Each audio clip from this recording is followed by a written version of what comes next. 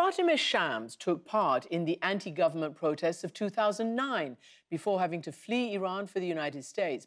She now teaches Persian literature at the University of Pennsylvania, and she's following the current protests closely on social media, and she says the movement is already changing politics in Iran. Fatemeh Shams, welcome to the program.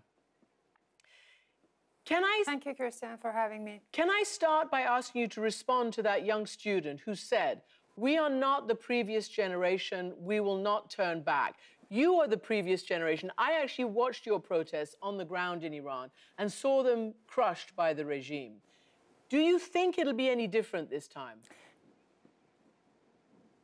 Yes, absolutely. I think this is a turning point, and precisely that's the reason, because we see a generational change and a fundamental shift in the norms and values of this generation. I was born in 1980s, and those of us who protested in 2009, we still had hope in electoral reform and in the structural reform in the Islamic Republic. Our slogan was very clear: "Raye mara pas bede," or "Give my vote back." But what we see today is, we see that the women and the women's right is taking the center stage in these protests, and that most of the protesters in the streets, in fact, belong to the generation that was born in 2000s onward.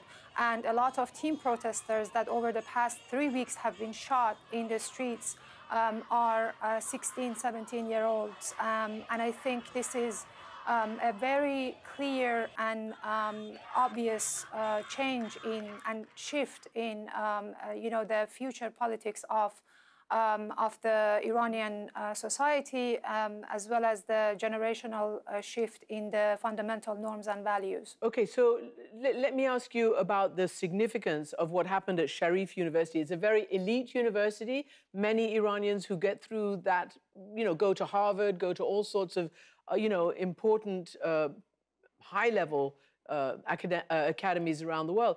But also the fact that there has been a crackdown there. So the significance of that location, coupled with the fact that Khamenei came out from what some people thought was, his deathbed, to condemn and do it at a military police academy. What's the significance of both those issues? Yes, I think, first of all, I think the unprecedented and violent crackdown on Sharif University of Technology campus is an extremely important and alarming sign that the current government, historically, obviously, they have a history of cracking down on the university campuses. But I think Sharif University in particular is important because it's one of the most prestigious universities in the country and representative of, as you mentioned, in the world, is a very important academic institution. And what we saw in response to this violent crackdown on the students and professors who were shot by rubber bullets and were arrested afterwards, is that the international academia is actually responding very quickly and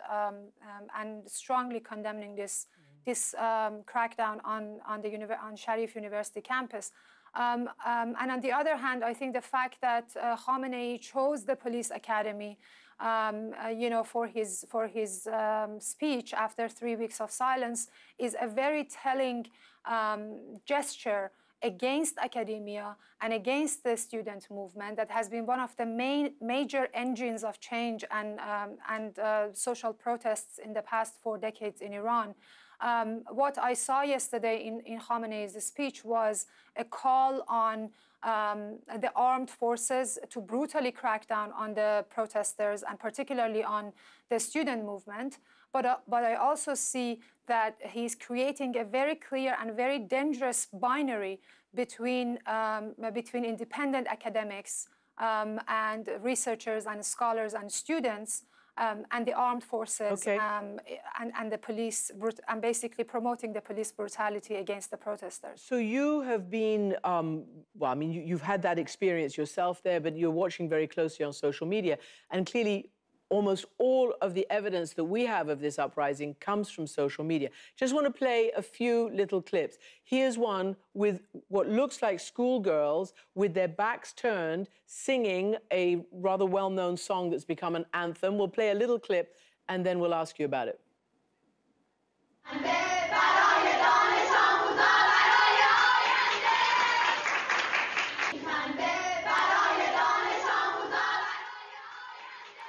So, you know, it's a little difficult to hear anything, but at the end, they're clapping for their future.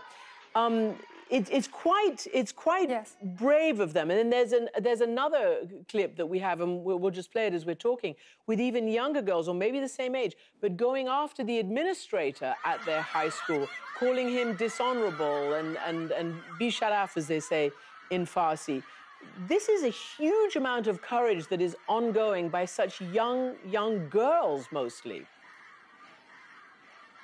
Absolutely, and I think this is again in response to your first question about the generational change and its importance in this particular revolutionary episode in Iran, is that what we see today is brave acts of civil disobedience across the country, in high schools and in universities. Let's not forget that these girls, these high school girls, came out exactly one day after the brutal crackdown on the university, and this was completely spontaneous. These girls don't have a leader. These girls are not calling upon a leader. They are the leaders.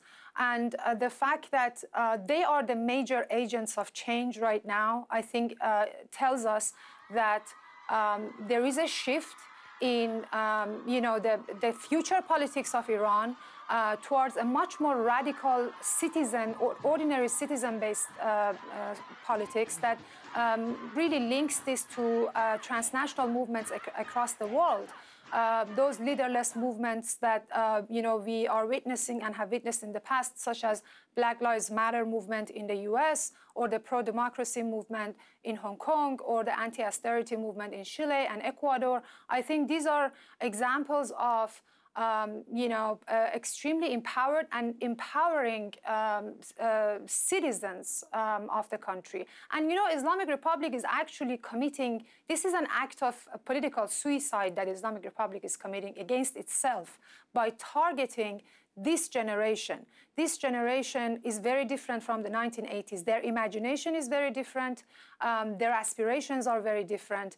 My generation, those of us who actually were born and raised under the Islamic Republic during the 8 years of war and in the post-war time, we could not imagine a day that women go to the streets and make bonfires with their veils. And I think this is the major and radical shift that comes with the generational shift in Iran. Yeah, bonfires with their veils. It's a really powerful statement, and it's a really powerful image.